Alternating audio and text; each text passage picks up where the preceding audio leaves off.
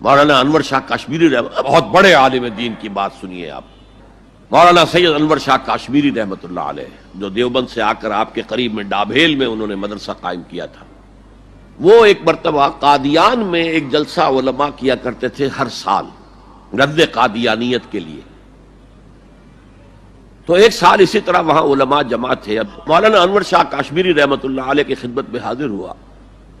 بیہقی وقت کہلاتے ہیں انور شاہ کاشمیری، جیسے امام بیہقی تھے، محدث اور فقیہ دونوں اعتبارات سے بلند. لیکن میں کہہ نہیں سکتا اس پر کتنے رنج اور صدمے کا اظہار کروں کہ مجدد وقت شیخ الہند رحمۃ اللہ علیہ اور بیہقی وقت مولانا انور شاہ کاشمیری رحمۃ اللہ علیہ.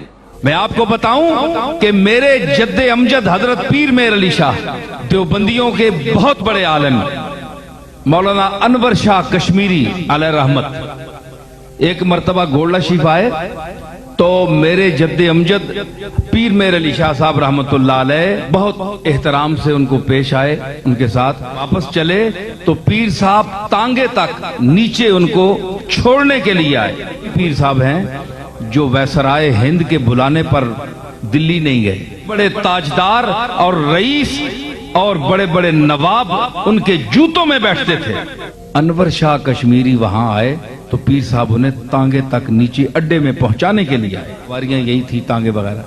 تو جب تک ان کا تانگا چلا نہیں آپ کھڑے رہے. کو پتہ نہیں تھا کہ وہ دیوبندی ہیں، پکے دیوبندی ہیں. تعلق تھا کہ مولانا انور شاہ کاشمیری محدث دیوبند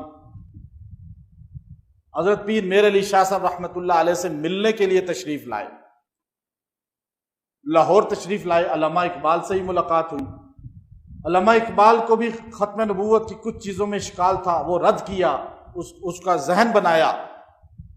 اس کے بعد اپنے عقیدت مندوں سے کہا کہ میں پیر میر علی گولڑوی کو ملنا چاہتا ہوں. دارالعلوم دیوبند کا شیخ الحدیث ہے، جو اتنا بڑا شیخ الحدیث ہے کہ جب وہ درس بخاری دے رہا تھا، مصر کا شیخ الحدیث جامعہ ازہر کا مفتی رشید رضا تفسیر المناظر جن دیوبند میں آئے تو انور شاہ کشمیری حدیث بخاری کا بخاری کھولے ہوئے درس بخاری دے رہے تھے.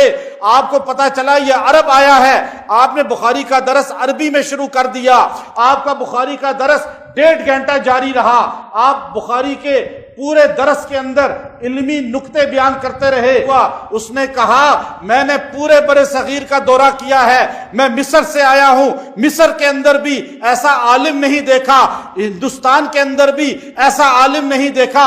اگر میں آج کہوں کہ ابن حجر زندہ ہے اور انور شاہ کی شکل میں تو میں حانث نہیں ہوں گا، میں جھوٹا نہیں ہوں گا، کیونکہ میں نے ابن حجر کو نہیں دیکھا جو حافظ بخاری تھا، حافظ مسلم تھا، حافظ ترمذی تھا، لیکن آج میں نے انور شاہ کو دیکھا ہے جو بڑی دلچسپ بات یاد آ گئی اس پر. علامہ انور شاہ کشمیری رحمۃ اللہ علیہ ایسا بڑا محدث گزرا ہے دارالعلوم دیوبند کا کہ 1000 سال میں ایسا محدث گزرا نہیں جو جب 10 لاکھ حدیثوں کا حافظ اور کوئی بات پڑھ لے تو 40 سال تک نہیں بھولتی، ایسا حافظہ ان کا. تو علامہ اقبال ان سے بڑے متاثر تھے، شاعر مشرق ہمارے علامہ اقبال، اور وہ کبھی کبھی ان کے پاس جاتے تھے. بلکہ علامہ اقبال جو ہے انہوں نے ختم نبوت کا مسئلہ سمجھا ہی انہی سے. اچھا، ورنہ آپ کو پتا علامہ اقبال جو ہے مرحوم یہ بھی کسی ایک درجے میں ختم نبوت کے حوالے سے مرزا قادیانی کے فتنے کے حوالے سے تھوڑا سا اس سے متاثر ہو گئے تھے. علامہ انور شاہ کشمیر رحمۃ اللہ علیہ کے پاس طالب علم کے دور سے جاتے تھے. تو علامہ انور شاہ کشمیر رحمۃ اللہ علیہ نے ان کی وہ تربیت کی اور یہ حقائق کھولا کہ ختم نبوت کا عقیدہ ہے کیا. تو یہ علامہ اقبال جاتا تھا، اور ظاہر ہے کہ یہ بھی ذوق، اس کو بھی علم کا ذوق تھا اور بہت بڑے شاعر تھے اور ایک روحانیت کے ساتھ بھی تعلق تھا. لہٰذا علامہ اقبال کہتے ہیں میرے پیر و مرشد علامہ رومی کو پیر و مرشد مانتے ہیں وہ. بالکل. ایک دن شاہ صاحب کے ساتھ بیٹھے باتیں کر رہے تو کہنے لگے کہ حضرت یہ کیا بات ہے، آپ کے سامنے کوئی حدیث بیان کی جاتی ہے، حدیث سنتے ہی آپ اس کا جواب دے دیتے کہ حدیث صحیح ہے یا صحیح نہیں ہے.